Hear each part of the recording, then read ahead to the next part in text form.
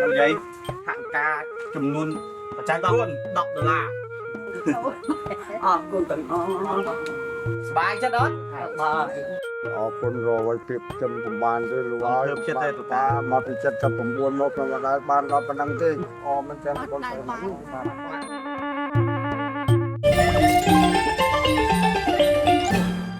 បាទយេស៊ូពុកម៉ែបងប្អូនថ្ងៃនេះដែរខ្ញុំនឹងនាំអារម្មណ៍ពុកម៉ែបងប្អូនទៅជួបនឹងតារាសម្ដែងប្រុសម្នាក់ដែលគាត់ជាតារាសម្ដែងហើយមិនត្រឹមតែជាតារាសម្ដែងគាត់មានទឹកចិត្តសប្បុរសមែនទែនក្នុងការអំពាវនាវរកសប្បុរសធម៌ពីក្នុងស្រុកពីក្រៅស្រុកដើម្បីបានថវិកានិងអង្គរិខមីអីមានអីវ៉ាន់ជាច្រើនទៀតដែលគាត់ជួយទៅដល់អតុរគុតជនដែលគាត់ចាស់ជរាអត់មានទីពឹងអត់មានកូនចៅហើយនឹងជួយទៅដល់ពិការភាពដែលកំព្រាដែលអត់មានបងប្អូនក្នុងការជួយគាត់បានជួយច្រើនចង់ដឹងថាគាត់អ្នកណាឪពុកម៉ែបងប្អូនមកជួបមួយគាត់ទាំងអស់គ្នា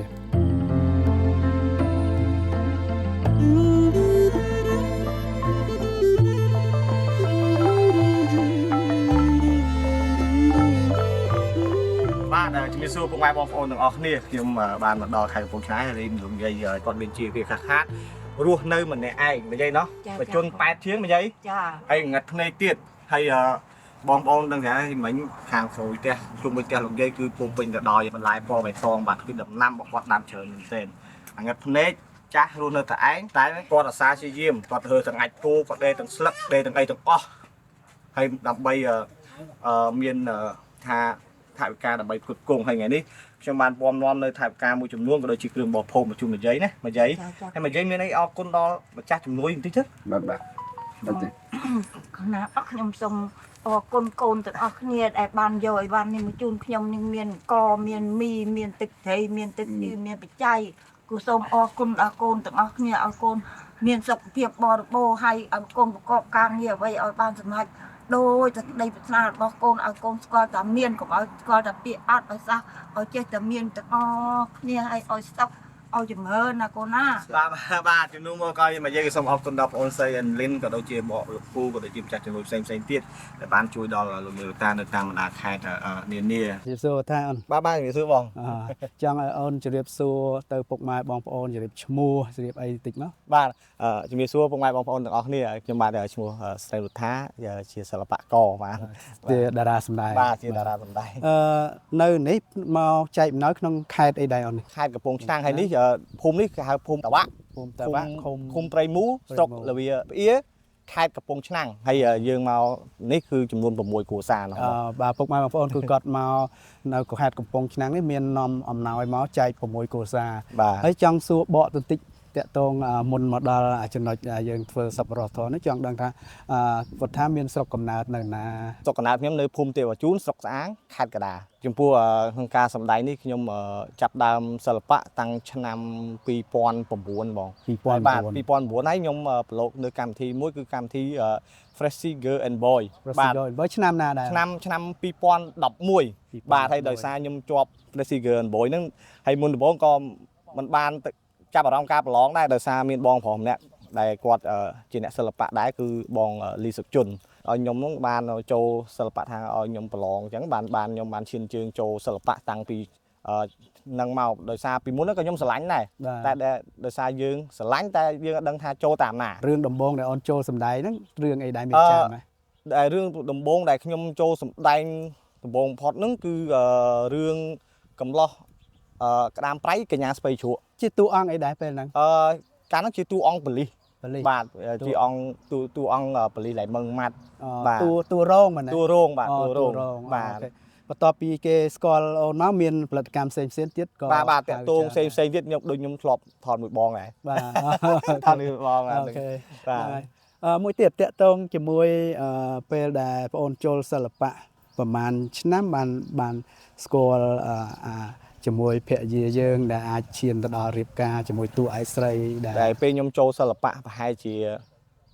3ទៅ4ឆ្នាំបាទខ្ញុំបានចាប់ដើមស្គាល់គ្រួសារខ្ញុំហ្នឹងគឺពេលដែលថតរឿងមួយគ្នាបាទកាលហ្នឹងថតរឿងកំមុំពេញប៉ោះកំឡោះស្រីឆ្អើអូរឿងល្បីរឿងបាទថតឲ្យគាត់ហើយគាត់ជាតួមួយនៅក្នុងរឿងហ្នឹងដែរតួរងនៅក្នុងរឿងហ្នឹងកាលហ្នឹងថត ตัวខ្ញុំឲ្យតួគាត់ហ្នឹងគឺអត់ត្រូវគ្នាឆ្លោះគ្នាបាទហើយចាប់ដើមស្គាល់តំណែងតំណងគ្នាតាំងពីជំនាន់ហ្នឹងមករហូតបើនិយាយចំទៅរយៈពេលប្រហែលជា6 ឆ្នាំ6 ឆ្នាំបាទ6 ឆ្នាំបាទយើងចាប់ផ្ដើមយល់ចិត្តគ្នាច្បាស់ទៅក៏សម្រាប់ចិត្តចូលរោងអូខេអរគុណច្រើនចំពោះរឿងគូជីវិតមួយទៀតអូនមុនដែលអូនចាប់ផ្ដើមធ្វើសពបរោះធរហ្នឹងអូនមានអារម្មណ៍បែបម៉េចបានគិតថាចង់ឃើញដើម្បីយកអំណោយយកអាទឹកចិត្តយើងចង់ជួយដល់អ្នកក្រអ្នកអត់អ្នកទីតលអ្នកចាស់ជរាដែលអត់មានបងប្អូនកូនចៅអីហ្នឹងអារម្មណ៍យើងមិនបានចាប់ផ្ដើមនឹកឃើញថាចង់រកអំពាវនាវដើម្បីរកសប្បុរសជនដើម្បីយកមកចែកជូនពួកគាត់សម្រាប់បន្ទុកផ្សេងបានតមកហ្នឹងនិយាយឲ្យចំទៅចំណុចដំបូងដែលខ្ញុំចាប់ដើមការងារសប្បុរសធម៌នេះគឺដំបូងបំផុតគឺខ្ញុំផ្ដើមចេញពីយុវជនសម្រាមពីមុនមកមានយុវជនសម្រាមមួយក្រុមដែលទៅបាសម្រាមចេញពីលូយើងនៅខាងបនតបែកហ្នឹងក៏ខ្ញុំចាប់ដើមជួយការងារសង្គមខ្ញុំទៅជួយប្រមូលគាត់នៅតាមលូបឹងតបែកយើងណាបានថាយើងចោះទៅផ្ទាល់ជួយគាត់តែដោយសារទឹកចិត្តពួកគាត់យើងក៏មានឆន្ទៈក្នុងការជួយដើម្បីចង់បំបត្តិសម្រាមបាទព្រោះយើងមើលឃើញជាក់ស្ដែងវាមានអញ្ចឹងមានតែហើយយើងគិតថាគេបង្កើតក្រុមនឹងហើយយើងក៏ឆ្លាញ់ចូលចិត្តនឹងការងារសង្គមយើងក៏ចង់ឃើញទីក្រុងយើងស្អាតដែរក៏ចូលរួមជាមួយគាត់ទៅជួយទៅក៏ខ្ញុំប្រទះឃើញគ្រួសារមួយគាត់មានជាពីប៉ះខាតវេទនាគាត់អត់ហើយយើងក៏ប្រហោះនៅរូបភាពគាត់នៅអីគាត់ទៅដើម្បីថាមុនដំបូងយើងមិនគិតថាហៅជំនួយទេក៏មានបងប្អូនគាត់ថាបើបងចោះទៅខ្ញុំជួយតាមរយៈបងអញ្ចឹងទៅក៏បានខ្សែផ្សំទៅក៏បើមានគេទុកចិត្តយើងគេជឿជាក់លើយើងជាអីចឹងនាំទៅដល់ដៃអត់អីចឹងអញ្ចឹងយើងគិតថាយើងប្រហែលបង្កើតជាមូលនិធិមួយសម្រាប់ពួកគាត់ហ្មងទៅដល់ពេលហ្នឹងខ្ញុំក៏ចាប់ដើមប្រមូលបកគោប្រកាសនៅតាម social media តាម Facebook ចឹងទៅក៏មានពុកម៉ែបងប្អូនយើងនៅក្នុងក្រៅប្រទេសទៅគាត់ជួយម្នាក់5រៀល20000 10000 1រៀល2រៀលតាមបាទខ្សែផ្សំនេះតាមសទ្ធារបស់គាត់ចឹងទៅបាទខ្ញុំចាប់ផ្ដើមរហូតមកដល់ថ្ងៃហ្នឹងអូអាមិនហៀងនេះបាទម៉ែបងប្អូនម៉ែចាហៀងនេះគឺគាត់អូយ៉ាគួយពីការភាពម៉ែចាហៀងនេះហើយបាទហើយអាយុគាត់ត្រឹមតែ5ឆ្នាំទេឡូ50គីឡូជាងហើយក្មួយអាយុ5ឆ្នាំគាត់ពីការភាពខាងហៀងខ្លួនហើយមានជំងឺសួតទៀតដោយសារគ្រួសារត្រីខហើយថ្ងៃនេះខ្ញុំបានចុះមកដល់6គ្រួសារខ្ញុំបានឲ្យពូទុកសិនកាន់សិនឲ្យម៉ាក់ទៅឲ្យម៉ាក់ហើយក៏សូមបណ្ដុះពុកម៉ែបងប្អូនដែលជាម្ចាស់ជំនួយទាំងអស់តាមរយៈខ្ញុំពេលដែលអូនទៅធ្វើការងារជាមួយយុវជនសម្រាមហើយនឹងធ្វើអំពាវនាវដើម្បីមានបងប្អូនក្រៅស្រុកក្នុងស្រុកជួយ10រៀល20រៀលអីផ្សេងហ្នឹងដើម្បីធ្វើសប្បុរសហ្នឹងអូនមានទំនាក់ទំនងជាមួយភរិយាបច្ចុប្បន្នហ្នឹងជំនាន់ហ្នឹងមានហើយបងមានហើយវាចំទៅគាត់ក៏ហាមឃាត់ខ្ញុំដែរថាអត់ចង់ឲ្យខ្ញុំបកគោប្រកាសរជំនួយតាមនេះទេទីមួយយើងដឹងស្រាប់គាត់ខ្លាចគេនិយាយគិតថាយើងយកមកដើម្បីផ្ទាល់ខ្លួនដើម្បីកេងប្រវ័ញ្ចដើម្បីអីមែនទេអញ្ចឹងគាត់តែហាមឃាត់ខ្ញុំដែរហើយខ្ញុំពេលខ្លះខ្ញុំចង់ឈប់ដែរខ្ញុំមានអារម្មណ៍ថាវាហត់នឿយនឹងពាក្យសម្ដីរបស់គេហើយវាគិតថាបើយើងធ្វើអញ្ចឹងវានាំតែគេគិតទេ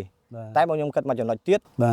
បើខ្ញុំមិនផ្ដើមពីចំណុចហ្នឹងទេចាស់តាមភូមិតាមជនបទដូចជាលោកយាយដែលខ្ញុំចោះមកនេះគឺគាត់អត់បានទទួលអីទេបាទអរគុណរយពីខ្ញុំពុំបានទេលោកហើយខ្ញុំចិត្តតែតតាមកពី79មកខ្ញុំមិនបានដល់ប៉ុណ្ណឹងទេអមនឹងចឹងបងបាទព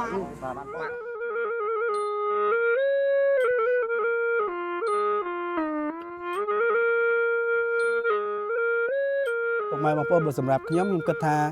បើសិនជាអ្នកមានឆន្ទៈច្រើនដែលក្នុងការផ្សព្វផ្សាយដើម្បីជួយពីព្រោះវាមនុស្សទូទៅវាមិនចេះតែមានទាំងអស់មានអ្នកខ្លះទីទាល់អត់ខ្លាំងទៅប៉ុន្តែគាត់អត់ដឹងថាបានអីអញ្ចឹងពេលដែលយើងធ្វើជាវីដេអូឬក៏យើងថតបង្ហាញទៅមានសប្បុរសជនទាំងក្រៅស្រុកក្នុងស្រុកគាត់មើលយើងហើយតែគាត់ទុកចិត្តគាត់អីអត់អញ្ចឹងបានគាត់ផ្ដល់ជំនួយមកឲ្យយើងហើយពេលដែលយើងបានជំនួយ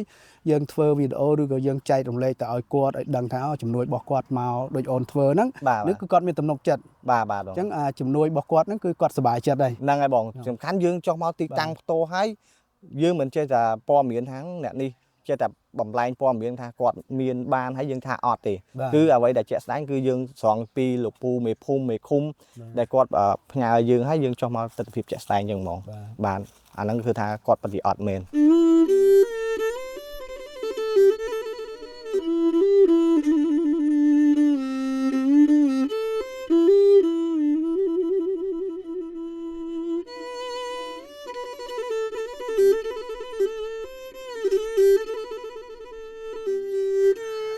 ជូនម៉ែមិនអី ណាស់ បាទ ជាងមកអូន ជាង100បាទនឹងយើងមើល100ជាងយីអីចឹងចៅមានកមានអីមកជូនណា ញ៉ាំក៏ទៅមកជាង ចូលដែរសบายចិត្តអត់ បាទ នំភើបអត់បងឯង ធ្វើ ភើបអត់មួយ បាទ បាទ ទៅបាយ ណានិយាយនេះថវិកាចំនួនបច្ច័យ4 $10បច្ច័យ4 $10មកយាយ អរគុណទាំងអស់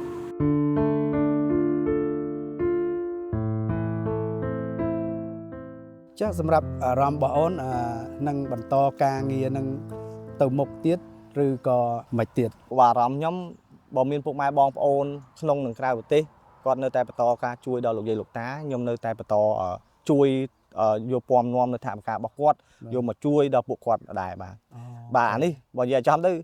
យើងមិនអាចចោះដល់រងថ្ងៃទេទំនេរពីការងារសិល្បៈពីការងាររស់ស៊ីបានយើងចោះមកដូចជាសៅរ៍អាទិត្យបើអញ្ចឹងយើងទៅនេរនៅចន្លោះថ្ងៃណាមួយយើងចោះមកថ្ងៃហ្នឹងមក ចុះមកធ្វើទៅដើម្បីតែបានមានអ្នកនេះចុះជូន10រៀល20រៀលយើងផ្សាយផ្សំអញ្ចឹងទៅ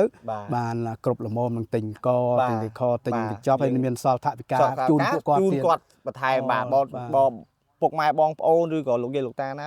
មានបងប្អូនជួយរាប់រយរាប់ពាន់អញ្ចឹងយើងទិញសម្ភារៈឲ្យសល់មកយើងបកគលជួយគាត់ទាំងអស់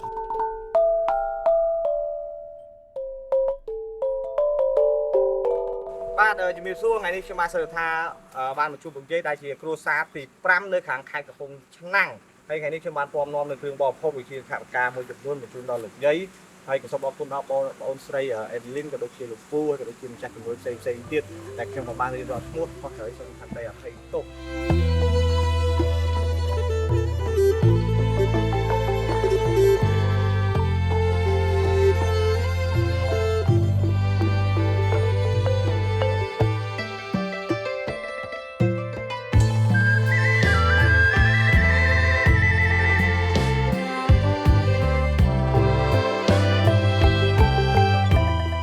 បាទជំរាបសួរថ្ងៃនេះបាទសើថាបានមកដល់លោកតាដែលជាគ្រូសាស្ត្រទី6ដែលមានជាទីខាតឥឡូវលោកតាមានអីអរគុណដល់បងប្អូនចាស់ជំនួយទៀតហ៎ អត់មានក្បាលនេះមានក្បាល បាទអរគុណមានថវិកាតិចតួចហើយនឹងគ្រឿងបរិភោគមកជូនដល់លោកតាហើយជូនពរជួបតែតំណាងល្អសុខភាពល្អរស់ស៊ីមានបានទាំងអស់គ្នាហើយជាពិសេសសូមជិះឆ្ងាយពីជំនួយកាច់ហៅអ្នកពួកបាទអរគុណច្រើនហូចហត់ ពុកម៉ែបងប្អូនបានស្គាល់គាត់ហើយគឺគាត់ជាតារាភាពយន្តហើយគាត់មានភរិយាក៏ជាតារាភាពយន្តសម្ដែងហើយអ្នកនិពន្ធទៀតដែរ បាទដឹកនាំរឿង គាត់ប្រហែល សម្ដែងនិពន្ធដឹកនាំរឿង បាទហើយមិនត្រឹមប៉ុណ្ណឹងគាត់នៅពីក្រោយក្នុងការជំរុញ បាទគាត់ជួយការងារនៅគេដែលយើងចោះមកតាមខេត្តហ្នឹងក៏គាត់ជួយថតយើងដែរ បាទជួយថត ជួយនេះអ្នកជួយលាក់មុខ អូខេបានន័យថានៅពីក្រោយភាពជោគជ័យរបស់មនុស្សប្រុស ក៏មាន តែមាននារីនៅពីខាងក្រោយដែរ បានន័យថានៅពីក្រោយខ្នងអ្នកក្លាហានក៏មានស្រីស្អាតចាំជួយជំរុញ អាហ្នឹងវារបៀប ជោគជ័យហ្នឹងហើយអូនជាចុងក្រោយអូនមានពាក្យអីចង់ផ្ដាំផ្ញើទៅពុកម៉ែបងប្អូនដែលធ្លាប់មានទឹកចិត្តជួយបងអូនទាំងក្នុងស្រុកទាំងក្រៅស្រុកហើយក៏ឬក៏មានពាក្យពេចន៍អីចង់ចែករំលែកទៅ fan របស់អូនឬក៏មានអ្វីដែលចង់និយាយ បាទបង អូនឯងអាច បាទ ចុងក្រោយ បាទជាចុងក្រោយខ្ញុំក៏សូមអរគុណដល់ពុកម៉ែបងប្អូនដែលជាម្ចាស់ជំនួយ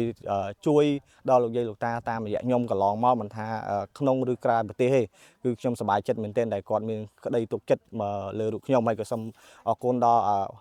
fan ឬពុកម៉ែបងប្អូនដែលតែងនិយមគាំទ្រខ្ញុំហើយខ្ញុំជឿជាក់ថាពុកម៉ែបងប្អូននៅតែបន្តជួយនៅដល់ជនក្រីក្រតាមបណ្ដាខេត្តនានាមិនថាលោកយាយលោកតានិយាយទៅឲ្យតែមានទីណាលំបាកគឺតែមានពុកម៉ែបងប្អូនជួយចែកម្លែកតាមរយៈខ្ញុំរហូតហើយខ្ញុំក៏សប្បាយចិត្តនឹងការ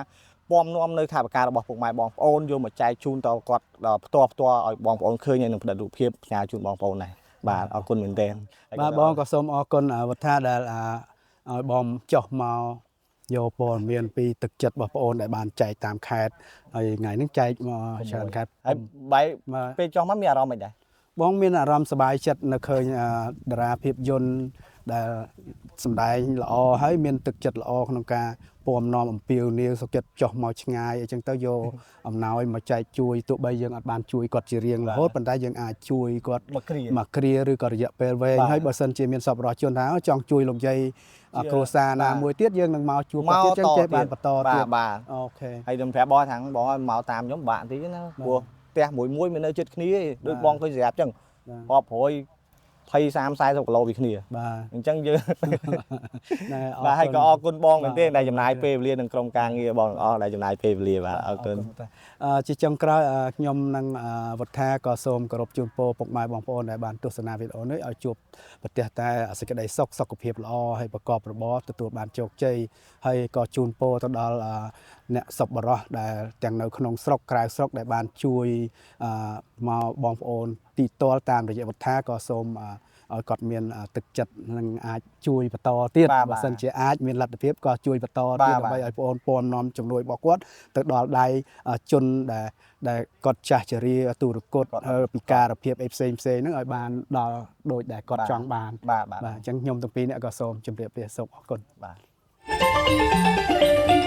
សូមរងចាំតាមដានបន្តនៅរឿងពិតផ្សេងៗទៀតសូមអរគុណ